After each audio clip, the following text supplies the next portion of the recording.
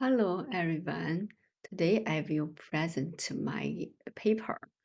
Now, let me uh, share my screen.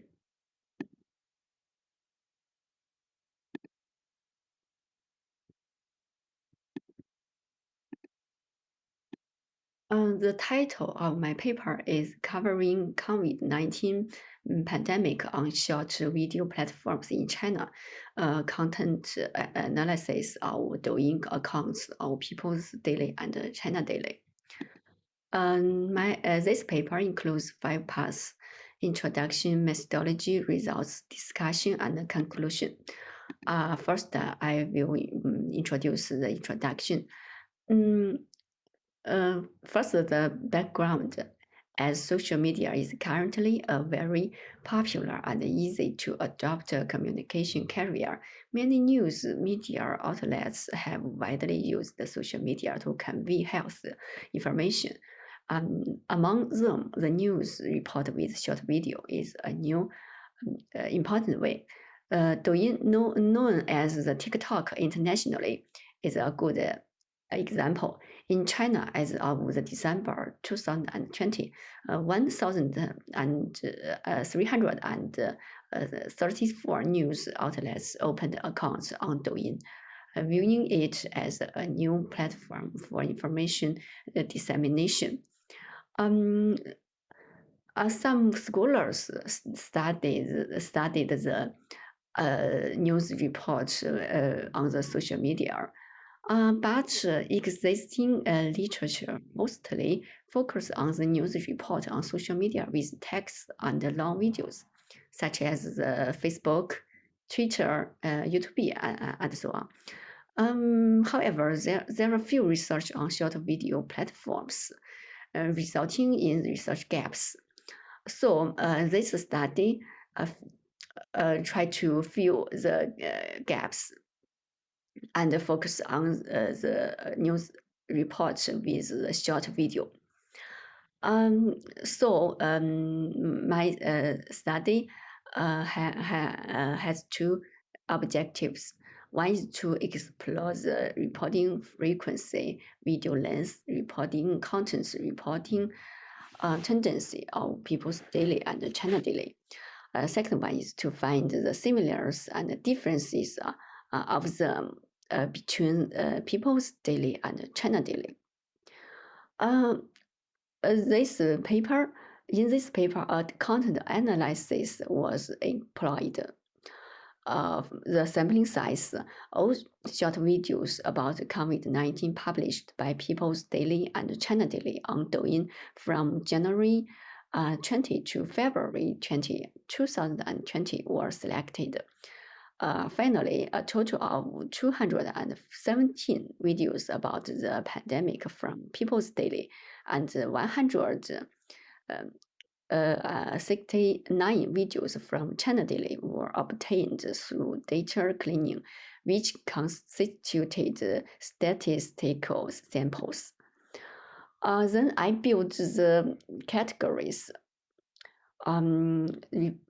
The major categories are the reporting frequency, reporting content, reporting tendency, and the video length. I also built the subcategories, and there are 11 subcategories of the reporting content. Also, I gave the operational definition and the code, like this table showed. Students majoring in journalism and communication who are proficient in content analysis are invited to act as the coders to encode the contents of the samples one by one and assign corresponding codes. For questionable codes, discuss them separately to determine item attribution. Then the results. First, the reporting frequency. According to the figure 1, like this picture shows, the reporting frequency of People's Daily shows a rapid growth in the early stage and reached its peak on January 25. Then it declines with fluctuations in the following days. However, China daily grows slowly in the early stage with twists and turns, reached its peak on February 10 and declines in the later stage with fluctuations. However, the two accounts post roughly the same number of videos per day on average, with people's daily posting about 6 videos per day on average, and China daily posting 5. Second, the video length. As can be seen from the table 1, the average video length with 1 minute of people's daily is lower than that of China daily. It is worth noting that there are only 10 videos over 1 minute in the samples, so the average length of these videos is not counted. However, people's daily's longest video is 3 minutes and 31 seconds, while China daily is 8 minutes and 24 seconds. The shortest video are 5 seconds each. Then the reporting content. According to the figure 2, the two accounts both cover 11 categories of reporting contents. However, there are considerable differences in top 4. In terms of people's daily, the categories action on pandemic, latest news on pandemic, government's handling, and scientific payoffs occupies the top 4 places, accounting for 40%, 22%, 15%, and 7% respectively. Other types of contents account for less than 5%. The top 4 categories in China daily are international concern, about 47%, actions on pandemic 25%, latest news 6%, and guidance 5%, while the rest are all less than 5%. Finally, the reporting tendency. As can be seen from figure 3, People's Daily published more subjective reports with 50.2% of positive reporting tendency. The percentage of the neutral and negative ones are 44.2% and 5.6%. However, China Daily is more neutral with 51.5%, positive are 36.7%, the negative ones are 11.8%. Discussion. First of all, during the pandemic, news outlets in China actively reported the pandemic through short video platforms. As two representative media in China, People's Daily and China Daily published 5 to 6 videos a day on average, fully demonstrates the importance they attach to the dissemination of health information. Secondly, Chinese media make full use of characteristics of short video platforms. Short video media has the characteristics of being short, fast, and small, which satisfies the fast food and fragmented consumption of information by the audience in the era of mobile internet. The two accounts usually condense health information within 1 minute. Thirdly, reporting content about pandemic in Chinese media are various, and different media have different content layouts. People's Daily is the official media of the Chinese government and shoulders the role of releasing the true information, guiding public opinion, and maintaining the social stability in the first time. So, when the public health events occur, it will focus on the front line staff protests, how the government responds to the crisis, and other news that Chinese people care about.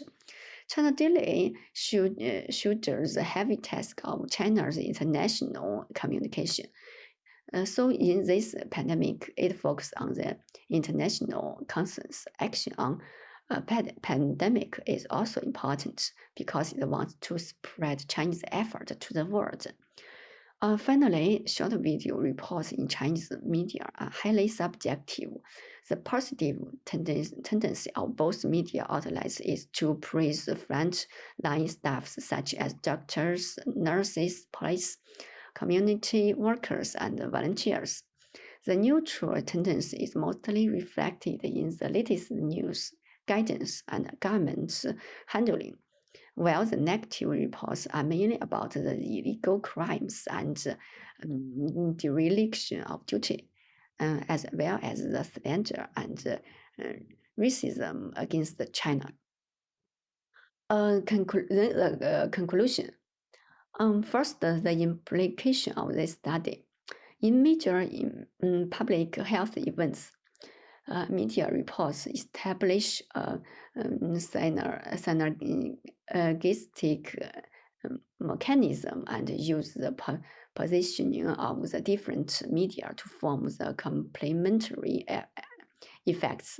Secondly, media outlets should deliver positive energy in a timely manner and guide the healthy development of public opinion. Third, the main outlets should build a positive national image. Second, the contribution of the study. We studied the coverage of COVID-19 by media on short video platforms and learned the content and the tendency of their coverage. Secondly, we studied the similarities and the differences of the short media coverage in different news media in China. The future of study. It is suggested that the similar studies in the future include more diversified media and a comprehensive analysis the coverage of COVID-19 by Chinese media on short video platforms from a broader perspective. With the COVID-19 pandemic, more research is needed to check the pandemic coverage. For example, to check the COVID-19 coverage of international news media on short video platforms and compare the COVID-19 coverage of mainstream media in different countries on short video platforms. So that's all for me. Thank you. Thank you very much.